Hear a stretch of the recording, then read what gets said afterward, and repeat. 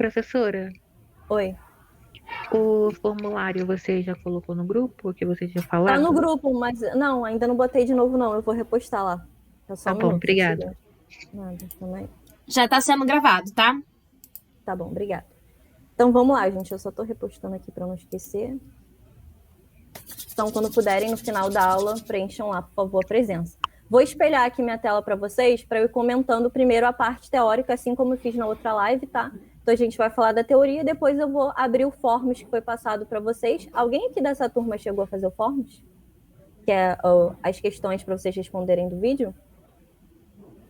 Não? Então, a gente faz agora. Não faz Sim, não. eu fiz. Ah, fez? A Beatriz fez. Beleza. Só me digam quando aparecer para vocês a minha tela, que aí eu começo.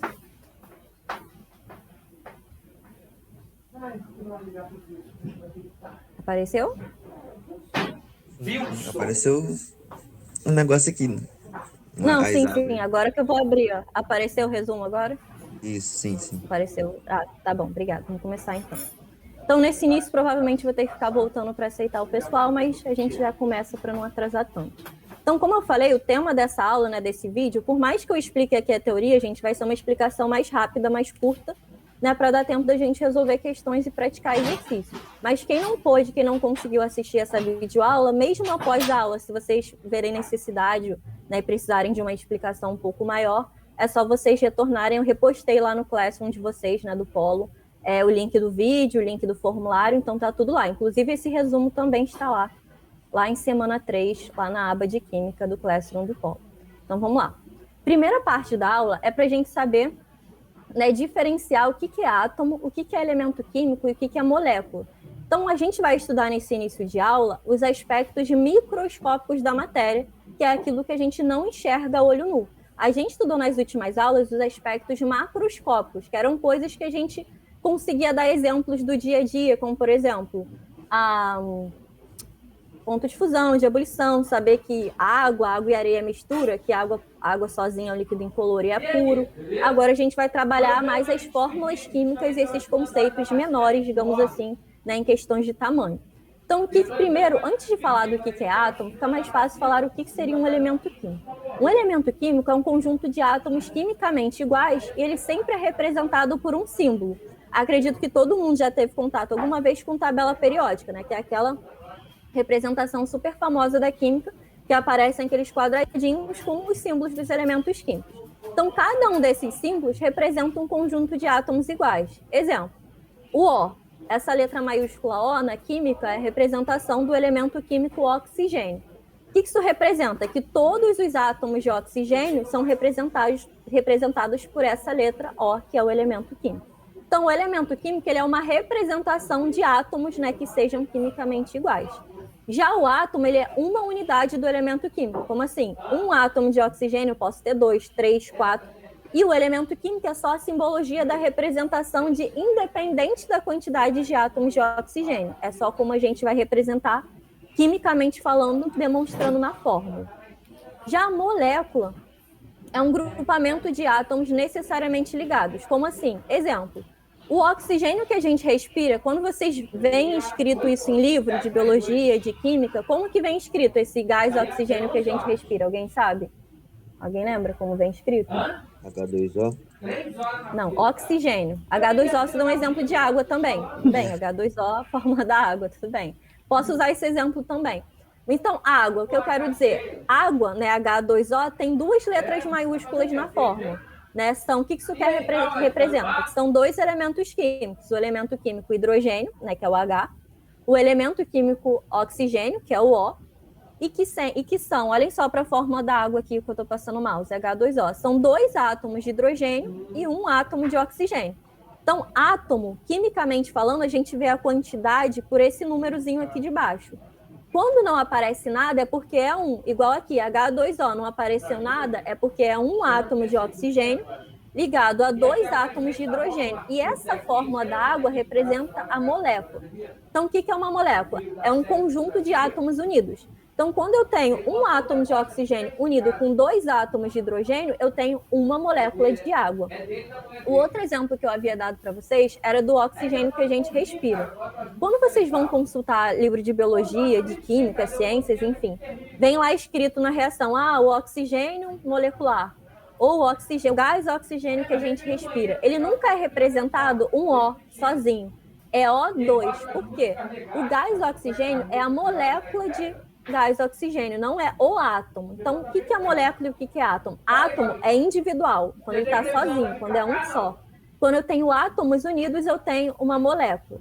E quando eu tenho várias moléculas de uma mesma substância, eu tenho uma substância. Exemplo, se eu tiver um copo com água pura, microscopicamente falando, o que eu vou ter? Eu vou ter várias moléculas de H2O constituindo aquele líquido que a gente chama de água. Então, a substância água, ela é uma junção de várias moléculas da mesma substância que é H2O, tá bom? A gente vai ver de uma maneira melhor aqui embaixo, quando a gente vê as representações do que é átomo, o que é elemento químico e o que é molécula, que foi trabalhado no vídeo da semana. Então, olhem só.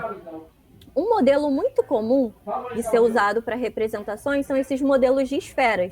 Então, cada bolinha dessa, ela representa um átomo. Então, isso que vocês têm que saber identificar. Como nesse modelo de bolinhas, o que é átomo, o que é molécula e o que é elemento químico.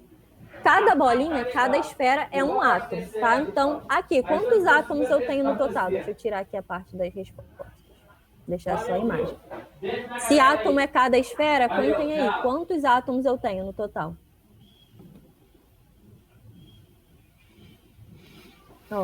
Contem comigo, então. Para não perder a conta, eu vou passando o mouse. 1, 2, 3, 4, 5, 6, 7, 8, 9, 10, 11, 12, 13, 14, 15, 16.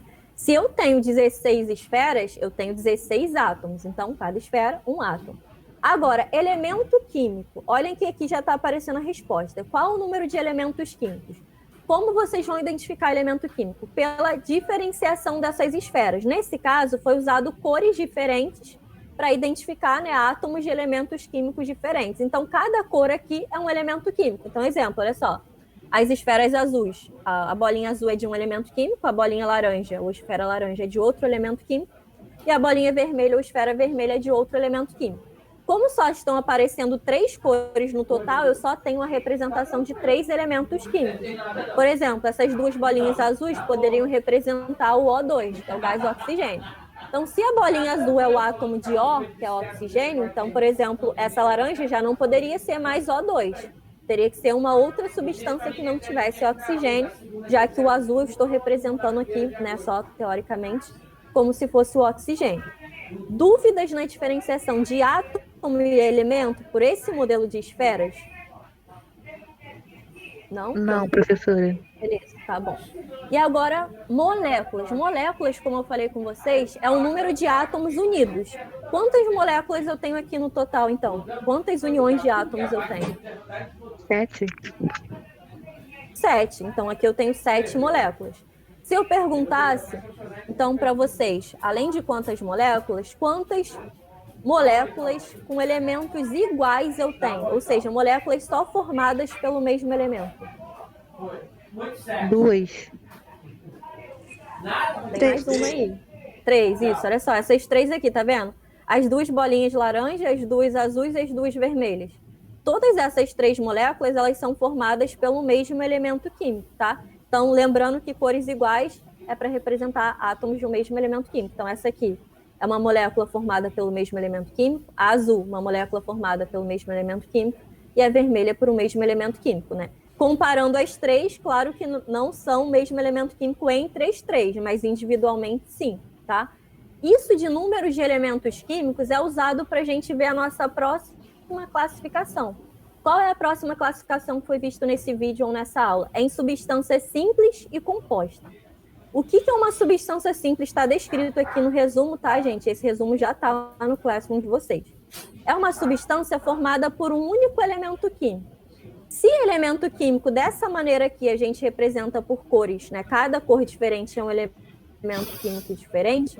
Quantas substâncias simples eu tenho? Ou seja, quantas substâncias eu tenho formadas pelo mesmo elemento químico? conseguem enxergar que as próprias 3 moléculas que vocês falaram que são formadas pelo mesmo elemento seriam 3 substâncias simples aqui, ó. Essa molécula laranja é uma molécula de uma substância simples, porque foi formada por os 2 elementos químicos aqui ao mesmo. Só um minutinho, gente, tem gente querendo entrar. Continuando. E substância composta é quando essas moléculas são formadas por elementos químicos diferentes, ou seja, por esferas de cores diferentes, nesse caso. Quantas substâncias compostas eu tenho, então, aqui nesse esquema? Quantas que são formadas por esferas de cores diferentes? 4. 4, isso. Essa aqui de cima, ó, essa que eu estou passando o mouse, essa, e essas 2 de baixo. Então, substância simples e composta nesse modelo, né, dessas esferas, vocês vão identificar se as bolinhas são iguais ou diferentes. Só um minuto, gente. Tem mais gente entrando agora. Então, quando essas bolinhas forem iguais, substâncias simples, como no caso dessas 3 que eu estou colocando o mouse. Quando essas esferas forem diferentes, substância composta. Além do modelo de esferas, tem um modelo da fórmula química mesmo, para a gente diferenciar o que é uma substância simples e o que é uma substância composta, olhando para a fórmula química, que é o que a gente chama de fórmula molecular nesse caso. Então, olhem só os exemplos de substâncias simples aqui. H2, N2, Ne, Cu, O3. O que todas essas fórmulas têm em comum para elas serem substâncias simples? Terem um único elemento químico. E como que vocês vão identificar? Só um minuto, gente. Agora deve ter acabado alguma aula agora, não sei. Todo mundo entrando agora. Como que pela fórmula, sem ser pelo modelo de esferas, vocês vão identificar esses elementos químicos? O número de letras maiúsculas. Todo elemento químico, ele só tem uma letra maiúscula. Ele pode ter uma simbologia com outras letras, mas as outras são minúsculas. Então, olhem só. O hidrogênio aqui, ó, o H2, só tem uma letra maiúscula. Então, se só tem um elemento químico, é uma substância simples. Aqui no N2, que é o gás nitrogênio, só tem uma letra maiúscula, logo é uma substância simples. Ne, que é o neônio, que é um gás nobre. Ele só tem uma letra maiúscula, por mais que ele tenha 2 letras, a outra é minúscula. Então, sempre pelas fórmulas químicas, vocês vão identificar o número de elementos pelo número de letras maiúsculas. O número de letras maiúsculas é o número de elementos. Então, toda vez que só tiver uma letra maiúscula na fórmula, a substância é simples. Quando tiver mais do que uma letra maiúscula na fórmula, a substância é dita composta. Exemplo. Quantos elementos eu tenho na fórmula da água? Aqui, ó, H2O, que estou passando o mouse. 2 elementos. 2 elementos. E quantos, vamos ver se vocês pegaram agora, e quantos átomos tem aqui na fórmula da água?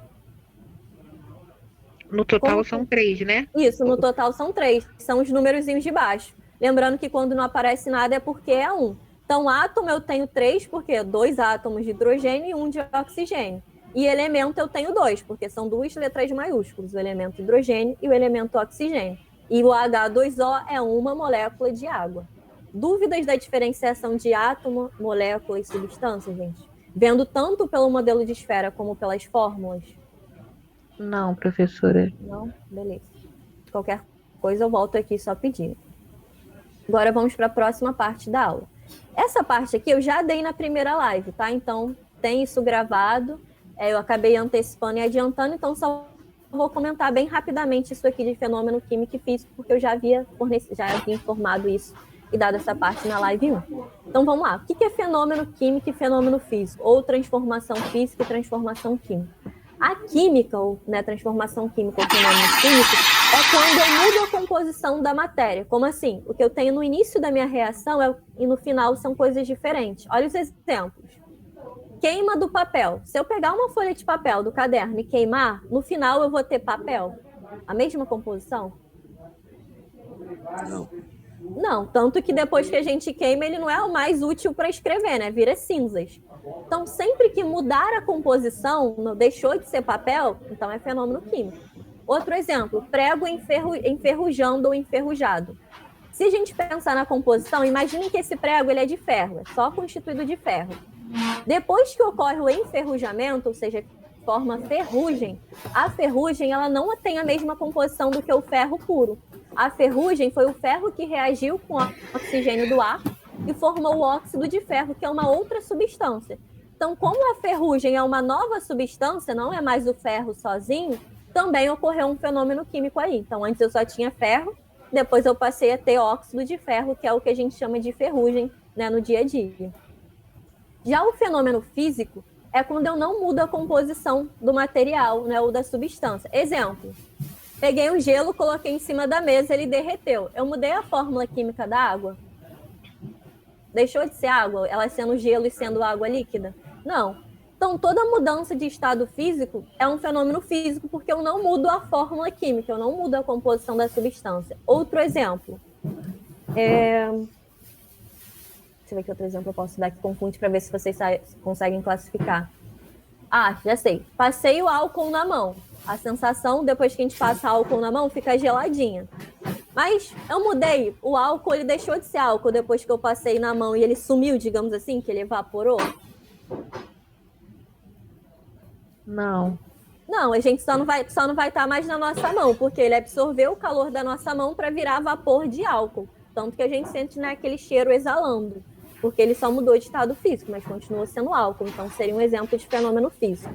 Agora, um de fenômeno químico que sempre aparece e às vezes causa confusão é cozimento de alimentos. Cozimento de alimentos, gente, também é fenômeno químico. Por quê?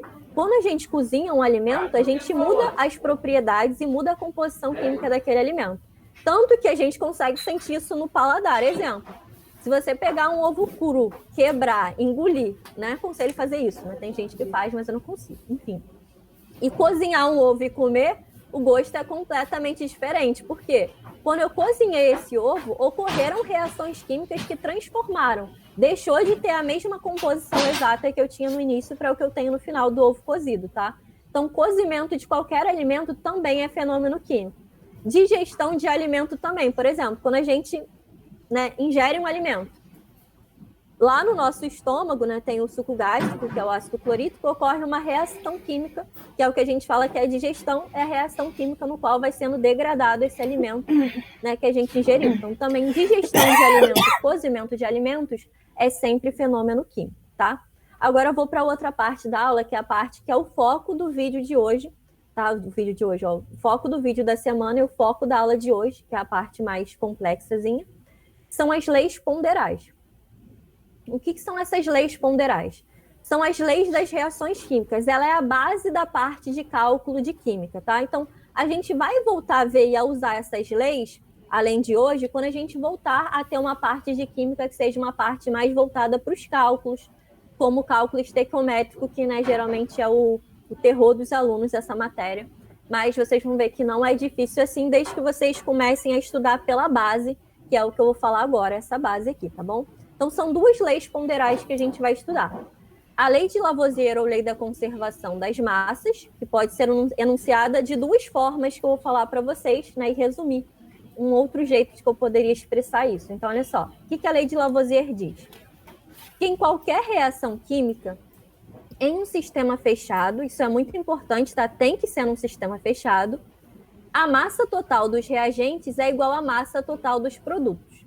Ou talvez vocês não lembrem dessa, né, dessa frase de Lavoisier, mas talvez essa segunda que eu vou falar agora, ela é muito famosa e talvez vocês já tenham ouvido falar em algum lugar, mesmo que não seja na matéria e nem em aula de química, que é, ó, na natureza nada se perde, nada se cria, tudo se transforma. Alguém lembra de já ter ouvido isso em algum lugar? Na natureza nada se perde, nada se cria, tudo se transforma? Sim. O que isso quer dizer? Essas duas coisas falam exatamente o mesmo. Só que aqui está com uma linguagem mais filosófica, né? Mais bonita, assim, na natureza, nada se perde, nada se cria, tudo se transforma. E o jeito que está falado anteriormente é o jeito mais científico, que ajude, né, vocês a lembrar mais dos cálculos aqui. O que isso quer dizer? Quando vocês tiverem uma questão envolvendo cálculo, como que vocês vão aplicar essa lei de Lavoisier, que é a lei da conservação das massas? Na toda reação química, o que vem antes da seta é reagente, e o que vem depois dessa seta de reação é produto. Vocês vão tratar essa seta como uma igualdade da matemática. Então, meio que substituam isso por um sinal de igual mentalmente. Tudo que vier antes dessa seta tem que ser igual ao que vem depois, em questões de quantidade, tá bom? Então, olha só. Se eu tenho 1 grama de um reagente misturado a 8 gramas de outro reagente, se tiver no recipiente ou no sistema fechado, eu tenho que ter obrigatoriamente 9 gramas desse produto no final. Ou seja, sempre vocês vão ter que somar a massa do que eu tenho antes da seta, tem que ser igual à massa do que vem depois da seta, obrigatoriamente. Lembrando que isso só é válido para sistema fechado. Por que isso só é válido para sistema fechado? Vou dar um exemplo para ver se vocês captam por que para sistema aberto não funcionaria, talvez. Exemplo, peguei dois líquidos, né, duas substâncias diferentes, não vou especificar quais são, misturei os dois num sistema aberto. Imaginem que esses dois líquidos, quando eles se misturaram, eles reagiram e produziram um dos produtos é o gás carbônico, ou seja, é um produto gasoso. Se esse sistema não está fechado, concordam que eu não vou ter como quantificar. Se eu colocar na balança esse recipiente final, após eu misturar esses dois frascos, eu não vou ter como ter a massa total. Por quê? Se um dos produtos é um gás, esse gás foi perdido para o ambiente, né? Foi perdido para o ar atmosférico. Então, o que vai acontecer? Eu não vou ter como pesar esse gás, não vou ter como medir. Por isso que essa lei só é válida para sistema fechado, porque em sistema aberto, muita massa, né, se forem de substâncias gasosas, são perdidas e a gente não consegue quantificar. Perguntas até aqui? Professora, nesse caso, o que seria sistema fechado e sistema aberto? Sistema fechado, exemplo, tem uma garrafa com tampa fechada. Sistema aberto, uma garrafa sem tampa. Fechado e aberta nesse sentido mesmo de não ter nenhuma interferência do meio externo no meio interno, não ter como entrar nem sair nada de dentro do recipiente, seria o fechado. Entendi, obrigada. Nada. Mais alguém, gente? Alguma pergunta? Que eu ainda vou continuar falando da lei de Lavoisier, usando esses dois exemplos que estão aqui nessas duas linhas de reações aqui. Não? Então, sim, fala. Pode falar. No sistema aberto, pode falar, tipo, da natureza, assim, num rio, aí bota coisa no rio. Não. Sim, isso aí seria um sistema aberto. Sei lá, tá se tratando de um rio. Um rio não é tampado, né? Não é um sistema que está diretamente em contato com a natureza. Aí eu não teria como aplicar essa lei. Exemplo, joguei uma pedra no rio. Ou sei lá, joguei um reagente no rio, sofreu uma reação química. Eu não vou ter como dizer que a massa que eu tinha antes da água, digamos assim, no rio, é a mesma antes e depois. Por quê? Se eu joguei algo lá, mas esse algo, exemplo, um comprimido efervescente, ele produziu um gás, que é o gás carbônico, por exemplo. Então, se um dos participantes foi um gás, o produto é um gás, eu não tenho mais como quantificar e dizer que é a mesma massa, entendeu? Então, isso só vale para sistema fechado, porque quando tem gases envolvidos, esses gases, se tiver no sistema aberto, como o rio que você falou, ele não tem como ser quantificado, ele foi perdido para o ambiente. Se eu colocar numa balança, não vou ter como pesar esse gás. Tudo bem? Obrigada. Nada. Então, olhem só, continuando o exemplo da lei de Lavoisier. Isso tanto vale para as massas como para a quantidade de átomos. Como assim? Olhem para essa reação química aqui que eu estou passando o mouse, essa terceira linha horizontal aqui. Ó. Desconsiderem, a princípio, esse 2 que está em vermelho, faz de conta que ele ainda não está aqui, porque ele vai ser acrescentado após o que eu explicar. Tá? Então, imaginem que eu só tinha H2 mais O2 formando H2O, ou seja, gás hidrogênio e gás oxigênio formando água. Qual é a quantidade de átomos de hidrogênio que eu tenho no reagente, ou seja, antes da seta? Quantos átomos eu tenho? Sem contar com esse 2 da frente, tá, gente? Alguém?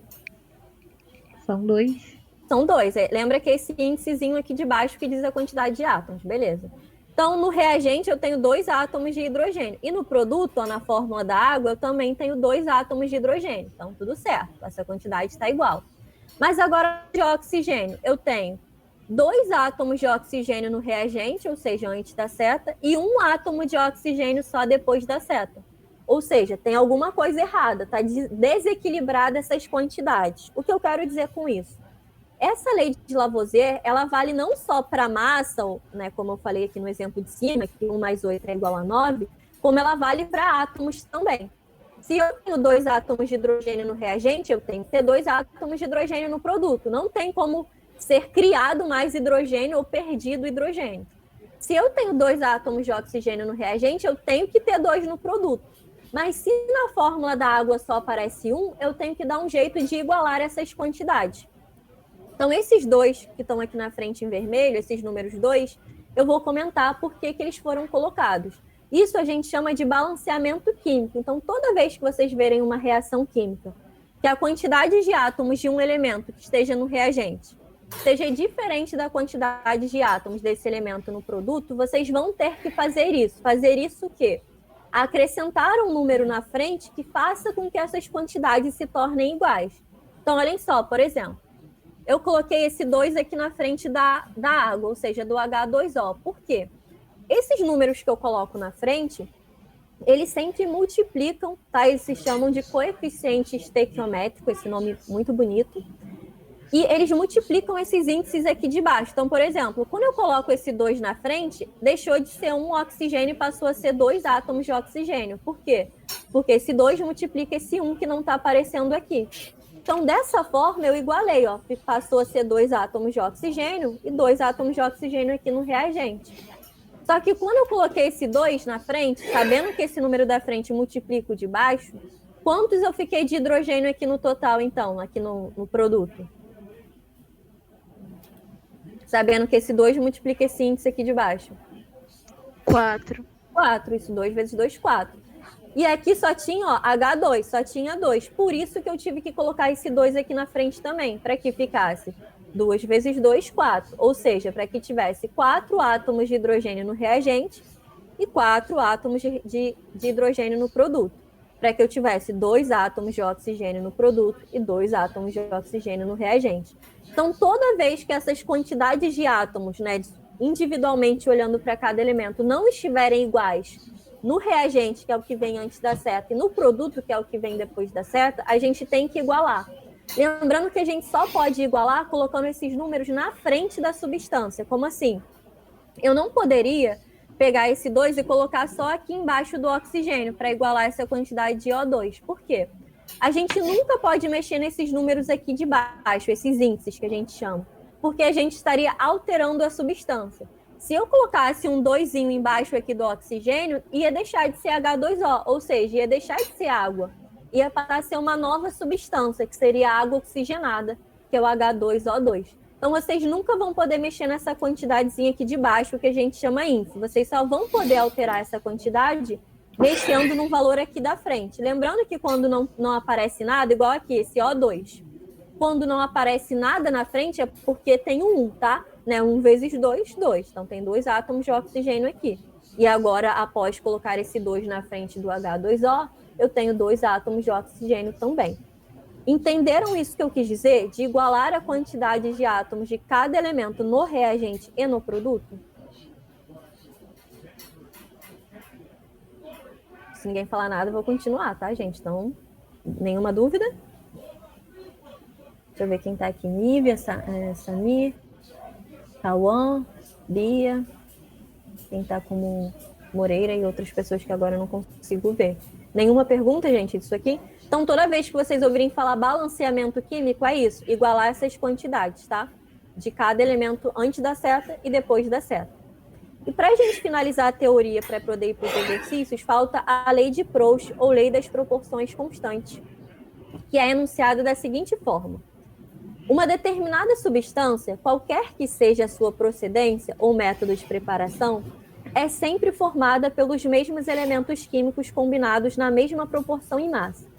O que isso quer dizer? Antes da gente olhar para esse exemplo, eu vou dar um exemplo genérico, digamos assim, uma analogia que a gente possa aplicar isso no dia a dia. Exemplo, eu preciso fazer uma receita de um bolo. Aí eu peguei lá na internet a receita de um bolo e está dizendo que essa receita de bolo só dá para 10 pessoas comerem. Exemplo, vou receber 30 pessoas em casa, ou seja, 30 pessoas vão comer o bolo. Preciso fazer 3 bolos diferentes ou teria uma outra solução? Eu poderia usar a mesma receita de uma outra forma, para eu fazer para 30 pessoas ao invés de 10. O que eu poderia fazer? Pode ajudar de outra forma. Poderia o quê? Desculpa, não entendi.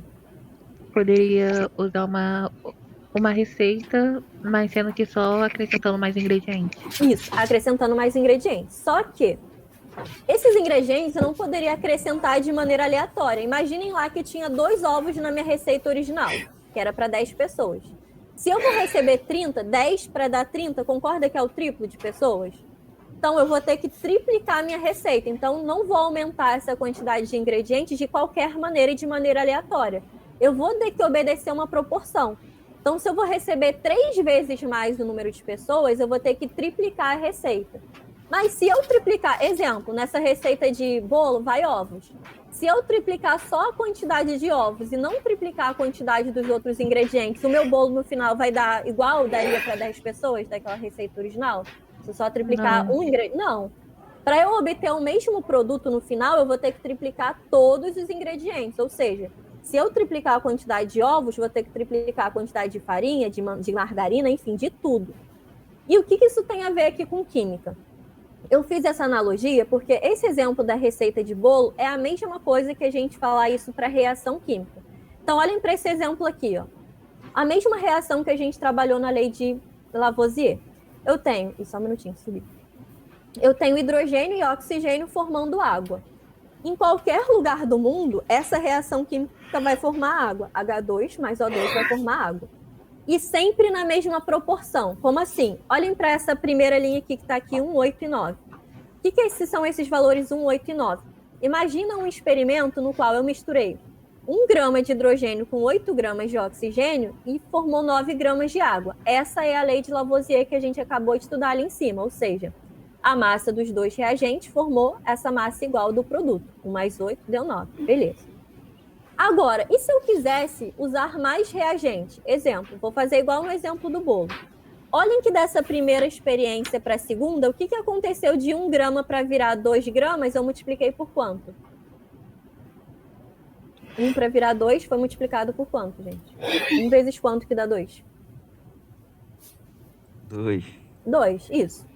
Então, olha só, observem que o mesmo foi feito com os outros participantes da reação química. Olha só, daqui de cima para baixo, 1 vezes 2, 2. Agora, olha o 8. 8 vezes 2 virou 16. 9. 9 vezes 2 virou 18. Ou seja, foi obedecido a mesma proporção. Aqui na segunda experiência, eu peguei os valores e dobrei todos esses valores. E na terceira experiência, eu tripliquei. Em relação à primeira experiência, eu multipliquei todos os valores por 3. 1 vezes 3, 3 gramas. 8 vezes 3, 24. Aqui está embaixo, 24 gramas. 9 vezes 3, 27. Então, observem que eu usei quantidades diferentes, mas não foram quantidades aleatórias. Foram quantidades que obedeceram a mesma proporção. E como que eu posso afirmar isso? É só vocês observarem isso aqui, ó, que está escrito ao lado, essa proporção 1 sobre 8. O que isso quer dizer, esse 1 sobre 8? Observem que pela primeira experiência, eu dividi 1 sobre 8. Foi, né, os dois reagentes. Então, obrigatoriamente, se essa é a proporção correta para eu formar água, mesmo pensamento, se fosse lá do exemplo do bolo, se a proporção é de 2 ovos para 1 quilo de farinha, essa seria a minha proporção para qualquer tipo de quantidade de ovos e de farinha que eu misturasse, eu ia ter que ter 2 para 1 quilo, tá bom? Então, olha só, observem que na linha de baixo, na segunda experiência, se a gente fizer 2 sobre 16... 2 sobre 16 simplificado é a mesma coisa que 1 sobre 8, ou seja, a mesma proporção. A mesma coisa aqui na terceira linha da terceira experiência, ó, 3 sobre 24. 3 sobre 24, se vocês simplificarem essa fração, dá 1 sobre 8. Então, eu sei que essas 3 experiências, elas estão obedecendo a lei de Proust. Por quê? Todas as 3 eu estou usando a mesma proporção dos reagentes, eu estou usando proporção de 1 para 8. Independente dessas massas serem 1 grama e 8 gramas. Mesmo quando eu estou alterando as massas, por eu ter obedecido a mesma proporção, essa fração final, ou seja, essa proporção, vai ser sempre a mesma. Então, olha o que está escrito aqui embaixo. A água sempre é formada por hidrogênio e oxigênio em uma proporção constante de 1 sobre 8 em massa, ou seja, sempre vai ser 1 de hidrogênio para 8 de oxigênio a sua relação em massa, independente de qual massa a gente utilizar. Pergunta, gente, dessa lei, essa é a que tem mais regras e coisas assim, digamos, para vocês analisarem. Tá? Tem algumas coisas que podem ser cobradas sobre ela. Perguntas? Então, eu já até demorei bastante, era para ser bem mais resumido, então não vai sobrar muito tempo para exercício. Então, isso que eu vou abrir aqui agora, desconsiderem que tá essa marcação, tá? É porque eu tinha usado na turma anterior, mas não está marcado com o gabarito certo necessariamente não, tá? Então, esse formulário é aquele que eu sempre posto junto com o link do vídeo lá no Classroom de vocês. Né? Alguns fazem antes da aula, conseguem fazer, outros não. mas de qualquer forma eu sempre leio e corrijo aqui com vocês. Então vamos ver essas 5 questões do formulário e resolver. Então vamos lá. Aí vocês me dizem o que vocês marcariam e eu comento o gabarito. Alguns historiadores da ciência atribuem ao filósofo pré-socrático Empédocles a teoria dos 4 elementos. Segundo essa teoria, a constituição de tudo o que existe no mundo e sua transformação se dariam a partir de 4 elementos básicos: fogo, ar, água e terra. Hoje, a química tem outra definição para elemento. É um conjunto de átomos que possuem o mesmo número atômico. Portanto, definir a água como elemento está quimicamente incorreto, porque trata-se de... Quer saber como que a água seria corretamente explicada? Tipo, a fórmula da água. A água seria o quê? Olhem para as opções. Seria uma mistura de 3 elementos? Ó, água é H2O. Tem 2 letras maiúsculas na fórmula da água, então já não é 3 elementos, são 2. E outra coisa, a água ela é uma substância, não é uma mistura. Isso a gente estudou lá na primeira aula, então não pode ser a letra A. Vamos ler a B. Uma substância simples com 2 elementos. Substância simples é formada só por um elemento químico, então já está errado aqui, não tem como ser simples com 2 elementos. C. Uma substância composta com 3 elementos. A água só tem hidrogênio e oxigênio de elemento químico, então ela não tem 3 elementos. D. Uma mistura de 2 elementos. A água não é uma mistura, é uma substância pura. Então só sobrou a letra E, tá? Que seria o gabarito da questão 1. Ó. Ela é uma substância composta. Por que ela é substância composta? Alguém lembra como que eu classifico isso? Tem 2 elementos. Isso. Tendo 2 ou mais elementos Ou mais, já é. né? Isso, 2 ou mais. No caso da água só tem 2 mesmo. Mas substância composta é quando tem 2 ou mais elementos. Por isso que o gabarito correto seria a letra E. A água é uma substância composta com 2 elementos, né? Hidrogênio e oxigênio.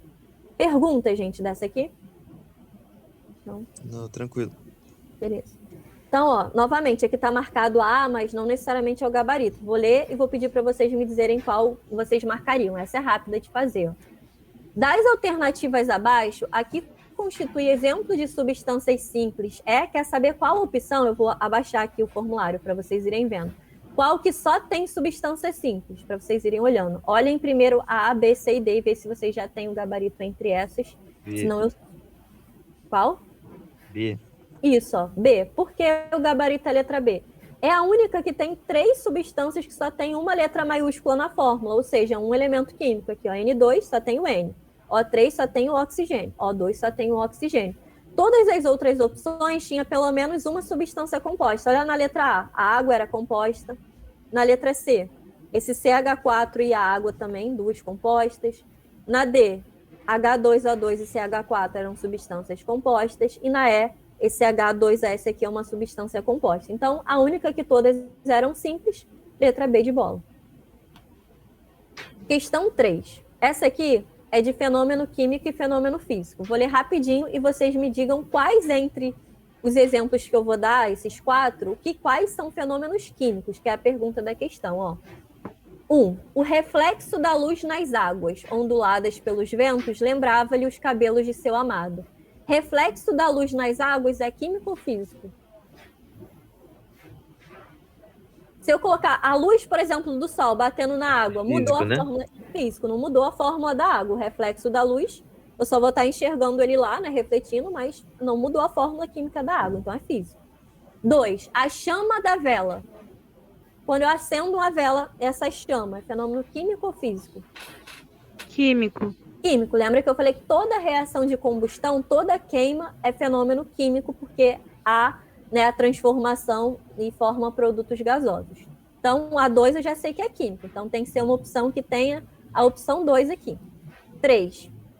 Desolado observava o gelo derretendo. Gelo derretendo, químico ou físico? Físico. Físico. Então, a 3 não pode ser. Então, só sobrou a 4, né? Já que todas as opções têm 2 valores aqui. Então, tem que ser 2 e 4, mas vamos ler por que a 4 é química, então.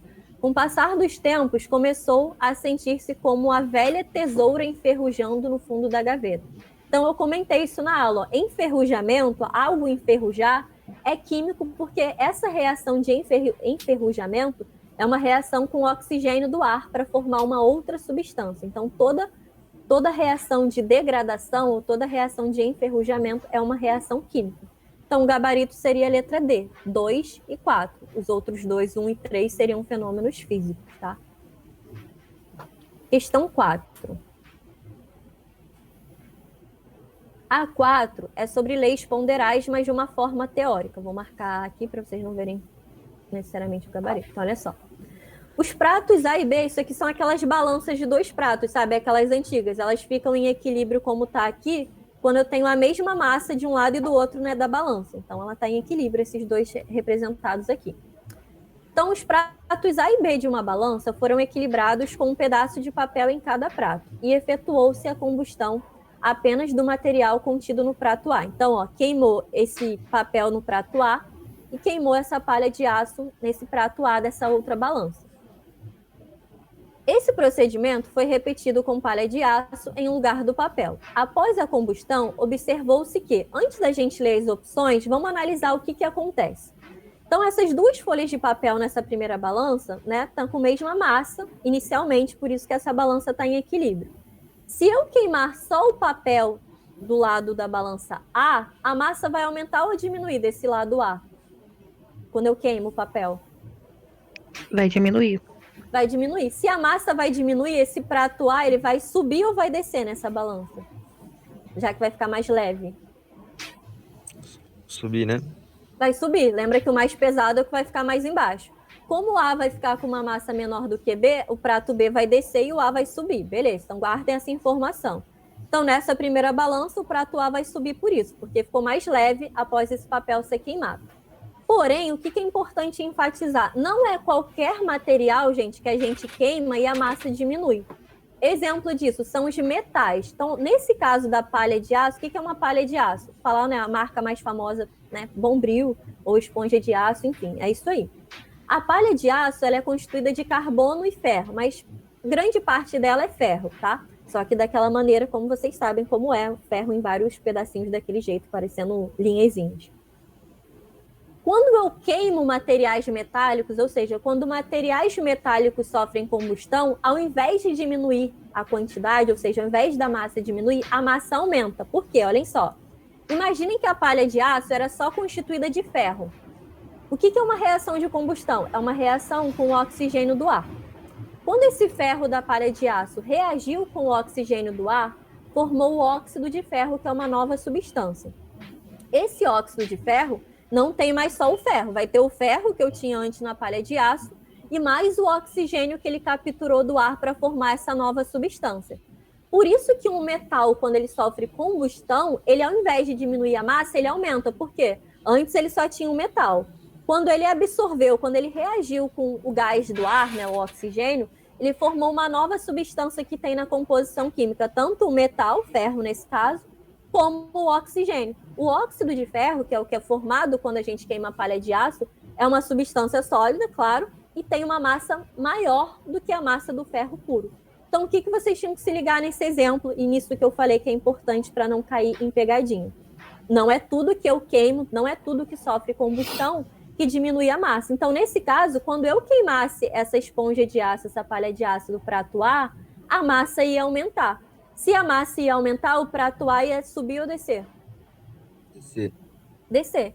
Então, olhem as opções do gabarito. Queria que vocês vissem qual o nível correto. O que ia acontecer com o A dessa balança que tinha o papel e o que ia acontecer com o A dessa balança que tinha palha de aço. Então, olha só. O A tinha que ficar acima do que o B, na do papel. Então, olha só. Então, já excluo a letra A, já não pode ser a letra B, só pode ser a letra C ou a letra D, ó, porque A está acima de B nessa balança que tem o papel. E aqui onde eu tenho a palha de aço, o A vai ficar abaixo do que o B, porque é mais pesado quando eu queimei esse metal. Então, o gabarito, letra D de dado. Ó. O A vai ficar acima de B, aqui onde eu tinha o papel, e o A vai ficar abaixo de B quando eu tenho palha de aço. Vou falar uma coisa interessante que me perguntaram na outra turma, tá? Vocês não chegaram a perguntar, mas caso tenham essa dúvida. Eu falei que todo metal, quando sofre combustão, a massa aumenta. Aí uma menina da outra turma perguntou, e se eu queimar o ouro, acontece isso também? No caso, não é todo metal que sofre combustão, tá, gente? São só os metais mais baratos, que são os metais que são mais reativos. Então, por exemplo, ouro, prata, Ouro e prata, naturalmente, não vai sofrer essa reação de combustão. Eles são metais chamados nobres, são metais mais caros, platina, titânio, ouro. Por isso que o ouro dura por muito tempo, por gerações e gerações, e ele não se destrói, digamos assim, não acaba, não enferruja, porque ele não tem essa reatividade. Mas todos os metais que têm facilidade de sofrer combustão, como o ferro, que é um metal bastante frágil, sempre vai aumentar a massa quando sofrer combustão, tá bom? Então não é qualquer metal que vocês vão ver falando em questão que sofre combustão, porque os metais mais caros, que a gente chama de metais nobres, eles não têm facilidade de reagirem com o oxigênio do ar, por isso que eles duram por tanto tempo, tá? Última questão. Deixa eu só colocar aqui. E vamos acabar também, já falta 2 minutos só para terminar. Só um aviso para quem chegou depois, gente. A lista de presença é o formulário que está lá no grupo do WhatsApp, tá? Eu vou postar na descrição, mas já está postado na conversa para vocês até o final do dia colocarem lá a presença de vocês, tá? Então, última questão. Querendo verificar a lei da conservação das massas, lei de Lavoisier, um estudante realizou a experiência esquematizada abaixo. Terminada a reação, o estudante verificou que a massa final era menor que a massa inicial. Assinale a alternativa que explica o ocorrido. Então, olha só, eu tinha 2 substâncias e estava 1.000 gramas a balança. Misturei as duas e depois ficou 995. Isso não condiz com a lei de Lavoisier. Teoricamente, pela lei de Lavoisier, se eu tivesse 1.000 gramas aqui, eu teria que ter 1.000 gramas no final. Mas olhem para as opções. O que pode explicar esse erro, digamos assim, de não ter 1.000 gramas no produto? Deem uma olhada aqui nas opções. Olha a letra A. A lei de Lavoisier só é válida... Não estava num ambiente fechado? Isso, já está aqui na letra D, ó. Para que se verifique a lei de Lavoisier, é necessário que o sistema seja fechado, o que não ocorreu na experiência realizada. Foi o que eu enfatizei com vocês. Aqui, ó, esses frascos, eles não estão fechados. Então, muito provavelmente, essas 5 gramas que estão faltando aqui nessa balança do final, elas foram algum produto gasoso que foi formado, então eu não consegui quantificar. Tudo bem, gente? Alguma pergunta sobre isso? Sim, tudo bem. Não, tudo bem. Então, já, né, vamos encerrar aqui, mas antes, só vou deixar como anotação para vocês, eu vou escrever no Classroom. Mas isso que a gente teve hoje, deixa eu só tirar o zoom, está no capítulo 2 da apostila. Então, quem quiser mais exercícios para praticar, na apostila tem bastante exercício e tem o gabarito lá no final do capítulo. Então, tem como vocês praticarem mais esse assunto, tá? Então, tá no capítulo 2, eu vou deixar anotadinho lá no Classroom para vocês. Por hoje é isso, então, gente, tá bom? Qualquer dúvida que forem tendo, é só me perguntar no grupo ou no privado durante a semana. E é isso. Boas aulas, né? Agora é almoço de vocês, mas depois, bom final de sábado e boa semana. Qualquer coisa, estarei sempre disponível lá no grupo. Só me marcarem lá ou mandarem mensagem, tá bom? É isso. Boa semana para vocês. Obrigado pela aula, professor. Tchau, gente. Tchau. Nada, Obrigada, professora. Bom Tchau. final de semana. Bom final